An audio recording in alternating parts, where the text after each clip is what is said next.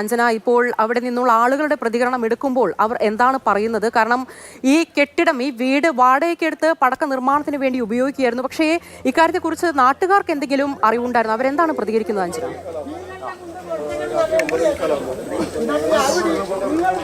അതെ, ഈ നാട്ടുകാർ പറയുന്നത് ഈ വീട് ഇത്തരത്തിൽ വാടകയ്ക്ക് കൊടുക്കുകയായിരുന്നു. അവിടെ അനധികൃതമായാണ് ഇത്തരത്തിൽ പടക്ക നിർമ്മാണം നടന്നിരുന്നത് എന്നുള്ളതാണ് ഇവിടുത്തെ ആളുകൾ പറയുന്നത്.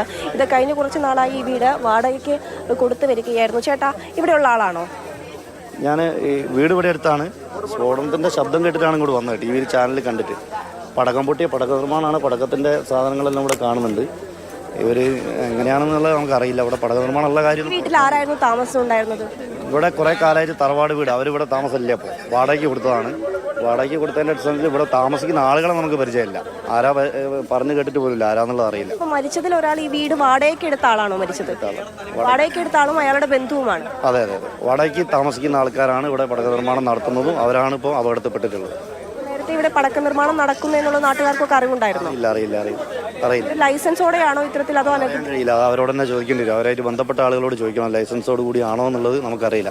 ഈ അപകടം നടക്കുമ്പോൾ ഈ വീട്ടിൽ ഏതാണ്ട് ഒരു 7 പേരുണ്ടായിരുന്നു എന്നാണ് അറിയുന്നത്. അങ്ങനെ കേൾക്കുന്നുണ്ട്. ഇവിടെ പറഞ്ഞ 7 പേരുണ്ടായിരുന്നു എന്ന് കേൾക്കുന്നുണ്ട്. നമുക്കറിയില്ല എത്ര ആളാന്നുള്ളത്. ഇപ്പോൾ ടി വിയിൽ വന്ന വാർത്തകളും അങ്ങനെ. ചേട്ടൻ ഇങ്ങോട്ടേക്ക് എത്തുമ്പോഴേക്കും ഇവരെല്ലാം ആശുപത്രിയിലേക്ക് മാറ്റിയിട്ടുണ്ട്.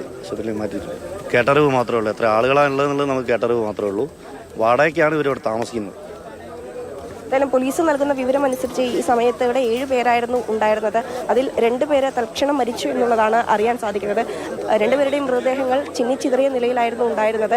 ഇവർ ഇത്തരത്തിൽ പടക്ക നിർമ്മാണം നടത്തുന്നത് അറിവുണ്ടായിരുന്നില്ല എന്നുള്ളതാണ് പറയുന്നത്.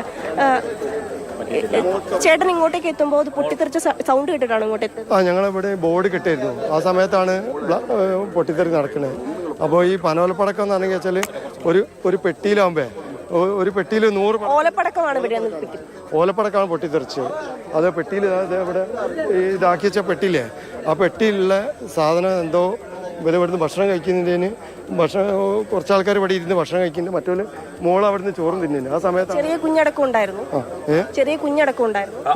കൊച്ചില്ല, ചെറിയ കുഞ്ഞല്ല, ഒരു 10-18 വയസ്സായ മോളാ.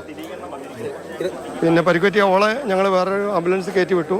ആദ്യം തന്നെ പരിക്കുപറ്റിയ ആളെ ഞങ്ങൾ ഇവിടേക്ക് കൊണ്ടുപോയി. മെഡിക്കൽ കോളേജിലേക്ക് 108 വണ്ടിയിൽ കയറ്റി കൊണ്ടുപോയി. രണ്ടാമത് പരിക്ക് പറ്റിയ ആളെ കാറിലും കയറ്റി അന്നേരം തന്നെ വിട്ടിട്ടുണ്ട്. 3 ആൾക്ക് കാര്യമായിട്ട് പരിക്കില്ല. 2 ആൾ മരിച്ചു എന്നുള്ള കേൾക്കുന്നത്. രണ്ടാമത്തെ ആള് പിന്നെ മോക്ക് പ്രശ്നങ്ങളൊന്നുമില്ല. മോള് നടന്നിട്ടാ കയറിയത്. വീട് വാടകയ്ക്ക് എടുത്ത ആളാണോ മരിച്ചത്? വീട് വാടകയ്ക്ക് എടുത്തത് ആളാണോ ആരാന്ന് ഐഡന്റിഫൈ ചെയ്തില്ല. ഇവിടെ ഈ 2 പയ്യന്മാർ ഇവിടെ ഉള്ളതായിരുന്നു. ആ പയ്യന്മാർ 2 ആളും മരിച്ച 2 പയ്യന്മാർ ഇവിടെ ഉള്ള. മരിച്ച ഒരു യുവാവ് അത് ഇയാളുടെ ബന്ധുവാണോ? ബന്ധുവാണ്. ഒരാൾ അന്ന് വന്നതാ അവരിങ്ങോട്ട്. ഇവിടുന്ന് സാധാരണ ഈ പനോലതാക്കിയിട്ട് കൊണ്ടുപോയിട്ട് ഈ വിഷുവിന്റെ ആവശ്യത്തിന് വേറെ ലൈസൻസ്. നേരത്തെ ഇവർ ഇത്തരത്തിൽ ലൈസൻസ് പുറത്തുള്ള ആൾക്കാരാണ്. ഇവര് അടുത്ത് താമസം കൂടെ മാറി കുറച്ച് മാസമായിട്ടുള്ളൂ. എത്ര കാലമായിട്ടുണ്ടാവും? 1 വർഷമൊക്കെ മാസമൊക്കെ ആയിട്ടുള്ളൂ. 5-6 മാസമേ ആയിട്ടുള്ളൂ. അത്രേ ഉള്ളൂ, കൂടുതൽ ആയില്ല. ഇത്തരത്തിൽ ഇവിടെ നിർമ്മാണം നടക്കുന്നതാണ് പടക്കത്തിന്റെ, അല്ലേ? പടക്കത്തിന്റെ നിർമ്മാണം ഇവിടെ നിർമ്മാണമല്ലായിരുന്നു. നിർമ്മാണം നടക്കാൻ ഓലപ്പടക്കം ഒന്നുമില്ല അവിടെ. ഇത് റെഡിയാക്കിയിട്ടേ ഈ പനോല ഇങ്ങനെ ഇത് കെട്ടാനുള്ള പനോല ഉണ്ടാക്കിയിട്ട് വേറെ എവിടുന്നാണ് ചെയ്യുന്നത്. ഇവിടെ വാടകയ്ക്ക് വന്ന് താമസിച്ചാണോ? പുറത്തൊന്നും ജോലി ചെയ്യുന്നുണ്ട്. പിന്നെ പനോല ഒന്നും മരം മുറിക്കണ്ട. മരിച്ച പയ്യനൊക്കെ മരമൊക്കെ മുറിക്കാൻ പോകുന്ന ആളൊക്കെ. ഇവിടെ ഓലയൊക്കെ ഒരുപാട് കെട്ടിക്കിടക്കുന്നതും കാണുന്നുണ്ട്. കൊണ്ടുപോവാണ് ഇവര്. വേറെ ലൈസൻസ് ഉള്ള സ്ഥലമുണ്ട്. ഇവിടെ ഓല അവൈലബിൾ ആയിട്ടുള്ള സ്ഥലമാണ്. അവിടെയാണ് നിർമ്മാണം. ഇവിടെ ശേഖരണമാണോ? ശേഖരണമല്ല, ഇവര് ഇവിടുന്ന് ഓല ക്ലിയർ ആക്കിയിട്ട് കൊണ്ടുപോവാ അങ്ങോട്ട്. പക്ഷെ ഇവിടെ നോക്കുമ്പോൾ ഒരുപാട് പടക്കങ്ങൾ ഇത്തരത്തിൽ ഇവിടെ ഇരിക്കുന്നതും കാണുന്നുണ്ട്. ഇതിലുള്ളതേ ഉള്ളൂ പടക്കം. തോനൊന്നുമില്ല, ജാസ്തിയൊന്നുമില്ല. കണ്ടിട്ടില്ലല്ലോ നമ്മള്. ഈ കാണാത്ത സംഗതി പറയാൻ പറ്റില്ലല്ലോ. വലിയ വ്യാപ്തി ഉണ്ടാ പൊട്ടിത്തെറിക്കും ബാക്കിലൊക്കെ കാണുമ്പോഴേ. കഴിഞ്ഞപ്പോൾ ബാക്കിയുള്ളൊക്കെ എൻക്വയറിന്റെ ആൾക്കാർ പറയണ്ടേ. പോലീസ് ഉദ്യോഗസ്ഥന്മാരോ ഫയർഫോഴ്സിന്റെ ആൾക്കാരൊക്കെ നോക്കിയിട്ട് പോലല്ലേ പറയണ്ടേ ബാക്കിയുള്ള കാര്യങ്ങൾ. സാർ, ബാക്കി 3 പേരുടെ നില എങ്ങനെയാണ്?